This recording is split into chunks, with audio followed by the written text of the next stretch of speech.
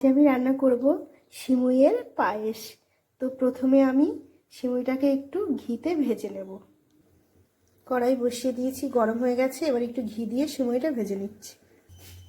আমি এখানে 1 table spoon ঘি দিয়ে দিচ্ছি।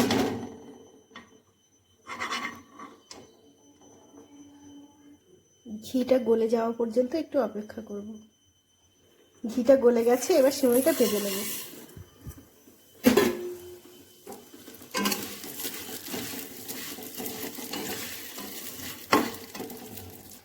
এপাশে আমি দুধটাকে জাল করে নিচ্ছি।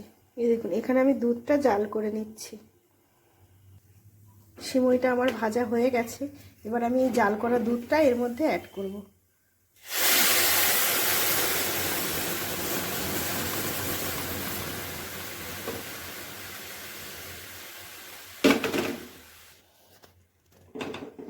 দুধটা অ্যাড করে দিয়েছি, এবার আমি ফুটিয়ে নেব।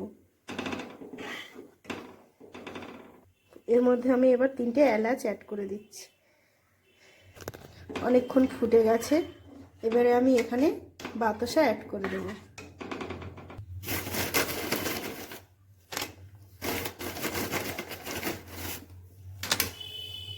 কয়েকটা কাজু বাদাম ক্রাশ করে নিয়েছি, এবার এখানে দিয়ে দেবো।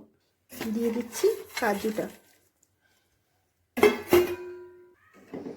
দেখুন প্রায় রেডি হয়ে গেছে।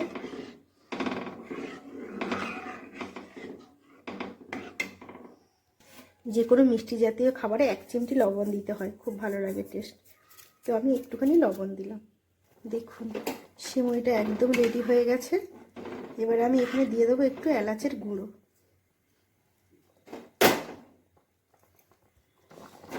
দিয়ে দিচ্ছি এলাচের গুঁড়ো।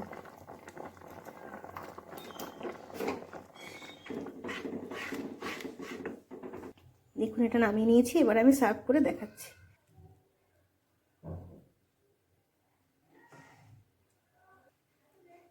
খুব সহজে আর তাড়াতাড়ি এটা হয়ে যায়। দেখুন কেমন দেখাচ্ছে।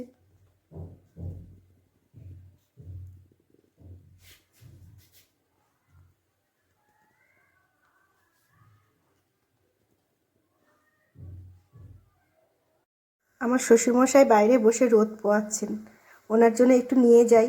উনি খেয়ে বলবেন কেমন হয়েছে, তারপরে দেখাচ্ছি। বাবাকে টেস্ট করতে দিই, দেখি কি বলে। খেয়ে খেয়ে বলো কেমন হয়েছে।